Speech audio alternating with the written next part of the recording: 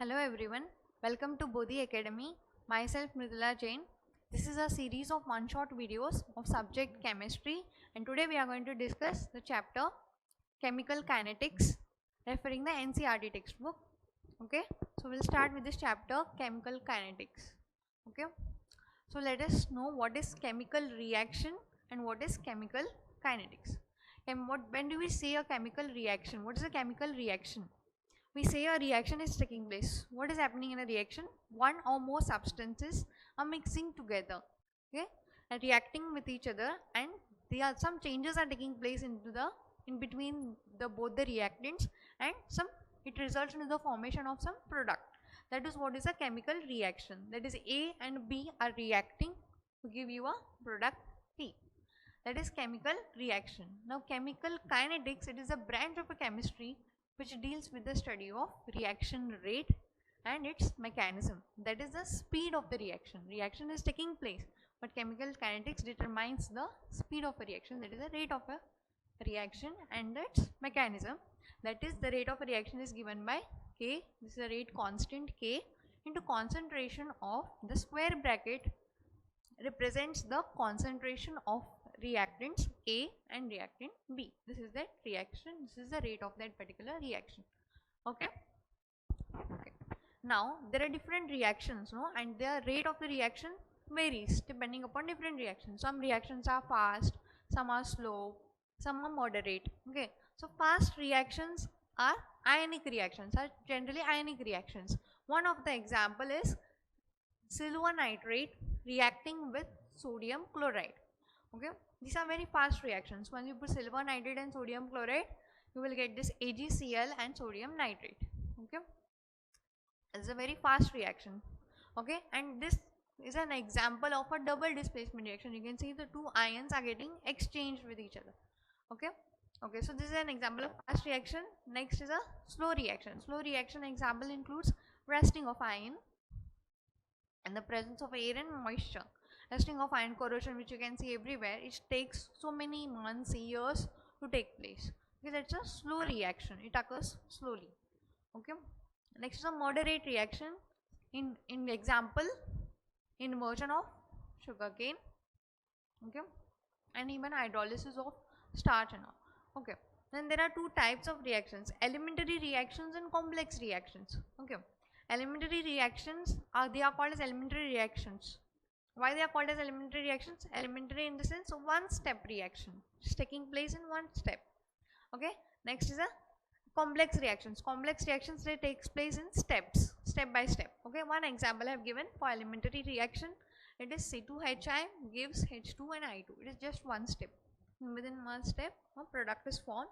In complex, many steps are required. Okay. Like 2NO2 plus F2 gives 2NO2F. Okay, wherein there's another F fluorine is been obtained, which is actually an intermediate. So that intermediate is consumed in the second step. And that's how you will get the final product in the complex reaction.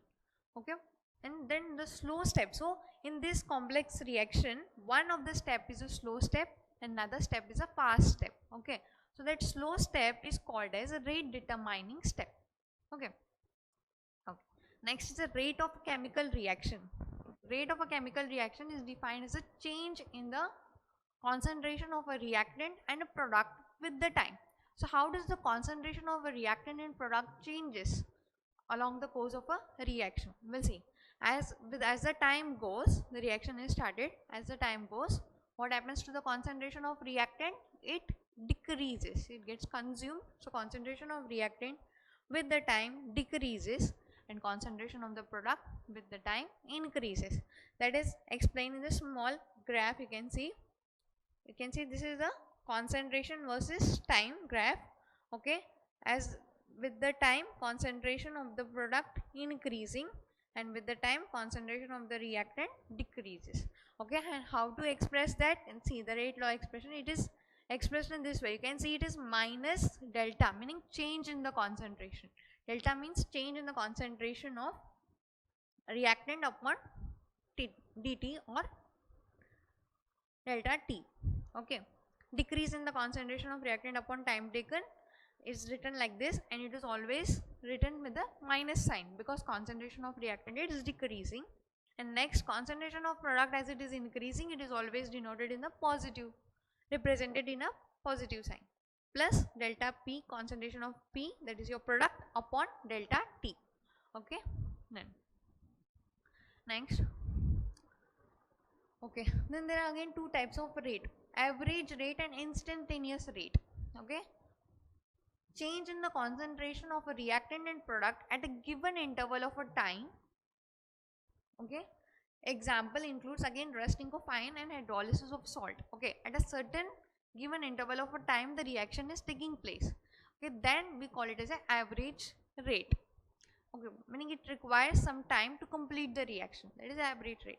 Whereas the instantaneous rate, there are some reactions which take place faster, instantly it happens. Okay, those reactions are called as at an instant time. Okay, faster it takes place, that is called as instant rate. Okay, examples of that again I gave you NaCl and AgNO3, which takes place faster. Okay, another example is soda and water. In at home also you can do, try and see the soda. When you add a little bit of soda into the water, what will happen? You can see effervescence. Okay, sodium hydrogen carbonate effervescence you can see. Okay, it happens within a fraction of second, instantly. So this is called as the instant rate, and this is the average rate. Okay, next is a rate law expression. Okay, so this type of a question is asked for the exam. See, they will give you this reaction and they will tell you to write the rate law expression of the given reaction. It is very simple. Okay, as we know, concentration of the reactant decreases, so it is represented by minus.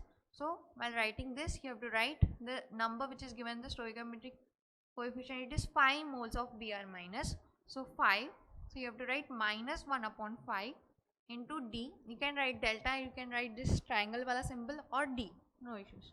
Okay, differentiate symbol D, concentration of Br minus upon dt, minus 1 upon 5 equals to, this is minus, so minus D, concentration of BrO3 minus upon dt. This minus should be inside the bracket. Okay, equals to this one. This is also the reactant, so again it will be minus 1 upon 6 D, concentration of H plus upon dt, equals to, these two are your products. So again you have to write in the positive sign.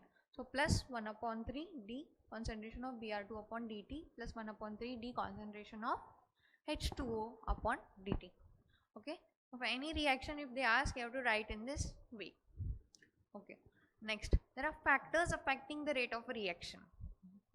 That is, number 1 is concentration, number 2 is temperature, next is effect of catalyst, and surface area.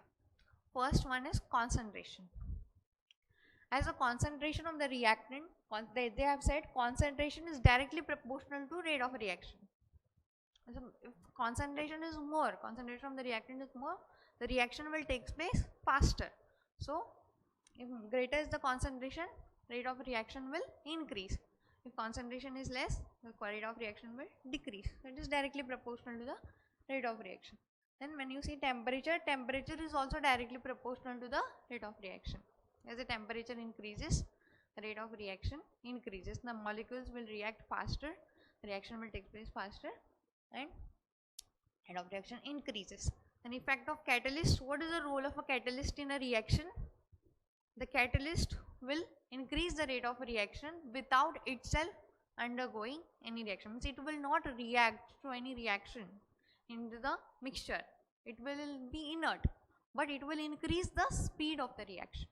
Okay, that is what is the role of the catalyst.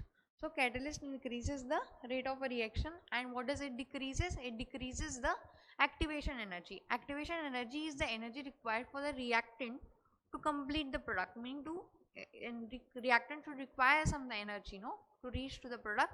So that energy is called as activation energy. Okay, so when the catalyst is introduced into the system, into the reaction, what will happen? Catalyst will increase the rate of reaction and activation energy will decreases. So that is represented here in this graph. Sorry, you can see here, this is some energy, potential energy or some energy which is increasing here. Okay, and this is your reactant and product. Okay, so what is happening? This is activation energy, see how much energy it is requiring without the catalyst. This much energy is required for the reaction to convert into the product, okay, without the catalyst. But when the catalyst is introduced, the activation energy is decreased. Okay, this is the energy, this activation energy, this is with the catalyst, the activation energy is decreased. Okay, so remember this graph. Okay, so catalyst, if we catalyst increases, if we insert the catalyst, what will happen? Activation energy decreases. Next is surface area. Okay, surface area, see, smaller particles, greater collision. Okay, what happens to the surface area? See, there are smaller particles, many smaller particles are present. Okay, many smaller particles are there, so more area, more surface area will be available for the reaction to take place. So many molecules will collide, so greater number of collisions will take place as the particle size is small. More surface area, so more number of molecules will collide. In turn, it will result into increase in the rate of a reaction. Okay, so more surface area, faster will be the reaction. Smaller surface area, slow will be the reaction. Okay, next important thing is a differentiate between the, mostly it is asked, order of a reaction and molecularity of a reaction. Okay, so order of a reaction means what? Order of a reaction is the sum of the powers of the concentration of the reactant in the rate law expression. Okay, see, it is defined as a sum of the powers. You can see K, rate is equals to K into concentration of this, powers of concentration of these reactants A and B to the rate law expression. This is the rate law expression and these are the powers which is it is raised. So X plus Y, if you add this, it will be a order of a reaction. Okay, and order of a reaction is always an experimental value. Okay, when we come to molecularity of the reaction, it is defined as a number of reacting species like atoms, molecules, ions which are reacting. That means they are colliding simultaneously to bring about a chemical reaction. That is what is a molecularity of a reaction. Okay, and it is always determined theoretically. It will give you a theoretical value. Okay, and order of a reaction can be 0, fractional or an integer, whereas a molecularity of a reaction can never be 0. It is neither 0 or nor fractional. You will get some number. Molecularity of will be a number. It is not 0 or fraction. Okay, and order of a reaction is assigned for the overall reaction. The overall reaction will have some order. Okay, that is assigned. For molecularity, it is assigned for elementary steps. There are many steps. Okay, so the molecularity of this step is this. Many steps. So separate steps it is assigned. For order, it is order for as a reaction is assigned for the overall reaction. Okay, so this was a starting intro basic part. Next is a very important zero order, first order. Zero order, first order and second order. These are the important derivations you will have, but here I have just written the final equation of that particular derivations. Okay, this K is a rate constant equals to 0. For the zero order, the rate constant K, we will get this equation after deriving it, that is concentration of R naught minus concentration of R upon D. R naught is your initial concentration. Okay, and this is the equation. Then unit of that SI unit is mole, later inverse, second inverse. Remember this unit and this equation, and of course derivations are also important. Okay, okay, now graph. So sometimes it is asked like identify the graph. This graph belongs to which order? First order, second order, third order. Even they will ask you units. So these are very important. Okay, in MCQs also asked. So graph also you have to remember. This is the graph of the zero order reaction. Okay, you can see y equals to mc, that type of a graph it is. Y equals to mx plus c. Okay, so x axis it is t, y axis it is concentration of reactant, and this is your intercept. R naught equals to c. C means your intercept, and slope equals to minus k. Okay, next slope for first order. This is the equation for first order. K equals to 2.303 upon T into log of concentration of initial concentration of the reactant upon final concentration, R naught upon R. Okay, this equation you have to remember. It is asked your numericals. Okay, and numericals based on all this is already discussed in your PYQ series. Okay, and half-life of the first order, this is also mostly used for solving the numericals. T half of first order reaction, T half is equals to 0.693 upon K. Okay, these equations you have to remember. Okay, now half-life reaction of that was for first order, this is for zero order. T half is A naught. A naught is your reactant only. Okay, upon K, 2K. T half, K is again your rate constant. T half is equals to 1 upon K into concentration of A naught. Okay. Okay. Then this is for first order. You can see this equation, first order. Yeah, first order. This equation, this is the graph of that. Okay. This is a positive slope, whereas for zero order you can see it is a negative slope, and for first order you can see it is a positive slope. Y-axis is log of R naught upon R upon x-axis is versus your t, time. This is slope. Okay, and units you have to remember. Zero order I told you, for first order it is second inverse, and for second order it is mole inverse liter second inverse. Okay. Okay, Arrhenius equation.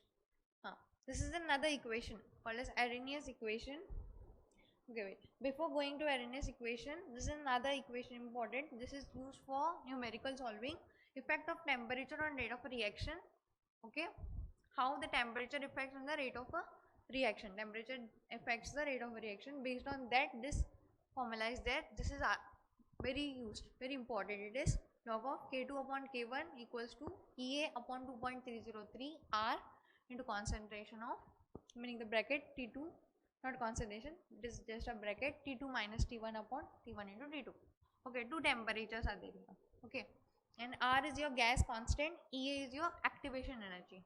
So in numericals it is asked to calculate the activation energy, and sometimes they also ask you to calculate either K2 or K1.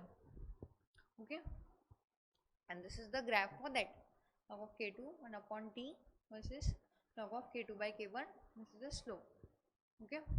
Okay, then now we can move to this Arrhenius equation. Now this equation, K is equals to A e raised to the power minus EA by RT. Okay, where A is your Arrhenius factor, T is the temperature, R is the gas constant. This is a constant value, 8.314 into joule per mole. Okay, and EA is your activation energy. Okay, and with this, okay, and now what is important, this part, collision frequency will come. Before going to this, we'll see what is collision. Okay, reaction will take place when many molecules collide. Okay, two or more molecules collide, reactions will take place, but we cannot say that all the collisions are effective. All the reactions which are taking place, all the collisions are not effective. Okay. Okay, effective collisions are those which have sufficient kinetic energy. Okay, the molecule should collide with sufficient kinetic energy. Only then the reaction, only then the products will be formed. The more chances of product will be there, product formation will be there when there is a proper sufficient energy, or energy is there. Okay, now we'll discuss the conditions for effective collisions. Okay, what are the conditions for effective collision? First condition, molecules must collide with sufficient kinetic energy, that is your threshold energy, maximum energy which is required, okay, for the product formation. That energy which is required to collide is your threshold energy. Okay, then second one is proper orientation is required for the bond breaking and bond forming. Okay, the molecule should have proper orientation, only then it can collide properly. If it is not oriented properly, the product formation will not take place. Okay, the proper desired product will not be formed. Okay, so proper orientation as well as sufficient energy is required for effective collision. And another thing is called as a P factor. P is another factor which is called as probability or steric factor, which is also important. in the effective collision.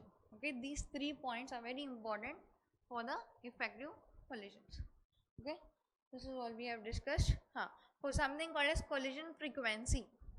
What is collision frequency? It is denoted by letter Z, capital letter Z. Number of collisions per second per unit volume. That is what is collision frequency. It is denoted by Z.